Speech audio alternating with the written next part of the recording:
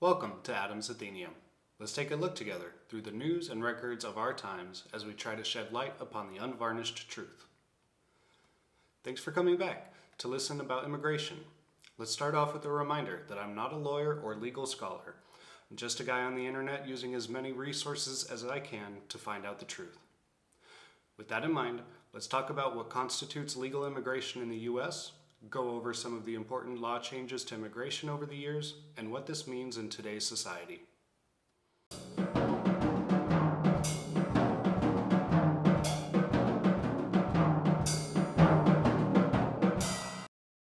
What is immigration, and what does it entail?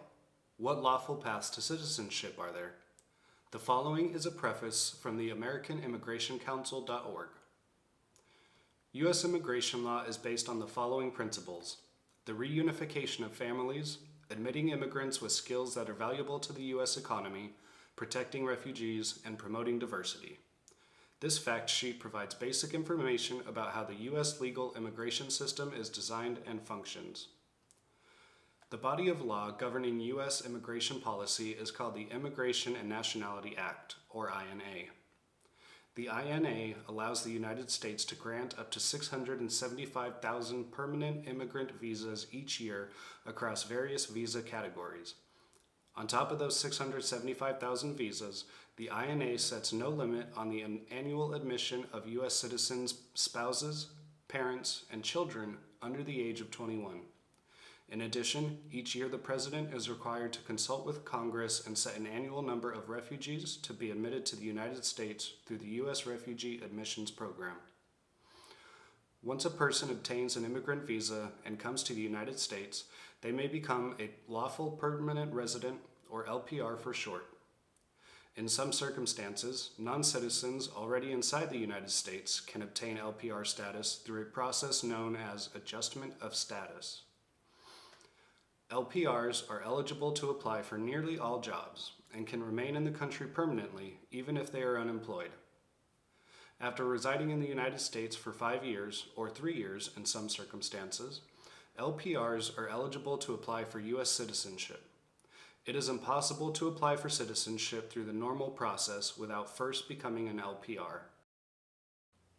Each year, the United States also admits a variety of non-citizens on a temporary basis.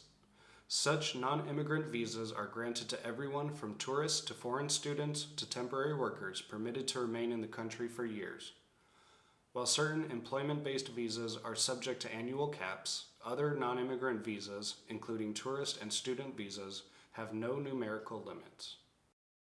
This means, just like many other countries, we have requirements for abilities, requirements for work, and requirements for those fleeing from terrible places and situations such as refugees. An annual limit is set at 675,000 visas across the different visa categories. The President meets with Congress annually to determine the amount of refugees the U.S. can potentially accept for that year. There is even the ability to become a lawful permanent resident, or LPR for short, and after 5 years apply for citizenship. And this is all before student or tourist visas are taken into account. So to me, it sounds like America has a lot of opportunity for people to come here. However, there are limits. America's ground doesn't expand with the population. Our resources don't expand with the exponential population growth. This is why there are rules and limits set in place. Let's go ahead and bring up the 2 key definitions we need to understand for this topic. Immigration, according to Merriam-Webster's, means an act or instance of migrating. Specifically, travel into a country for permanent residence there. The second definition is illegal immigration. The closest definition I found on Merriam-Webster's was illegal alien or migrant, which means a foreign person who is living in a country without having official permission to live there.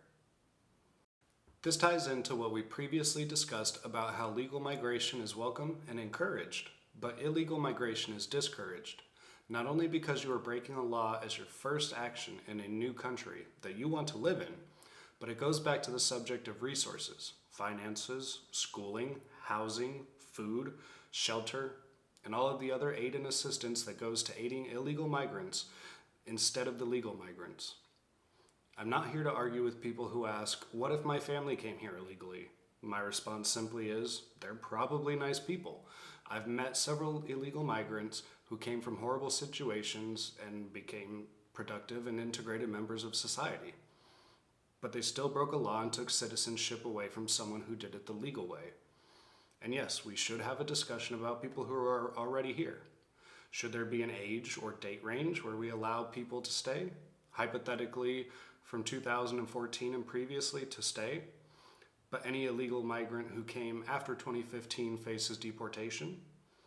I think the premise is a good debate, forget the exact numbers and dates, but there is so many nuances to this discussion that it's better left for another episode. Alright, that's a pretty decent baseline to understanding immigration. Now, how does it apply in today's society? While doing my research for this episode, a news article from hotair.com came up titled, "We Are Ready for War. New Caravan of Haitians Heading Toward Border in 20 Days, Led by U.S. Citizen." This was originally reported on October 6, 2021, and stated that approximately 60,000 Haitian migrants could be headed to the U.S.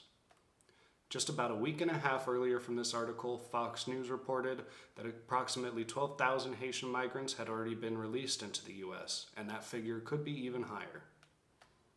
Back in April of 2021, both Fox News and CNN covered stories of how illegal Central American migrants were being allowed into the U.S. and were given housing under the Biden administration in approximately 1,200 hotel beds in Texas and Arizona.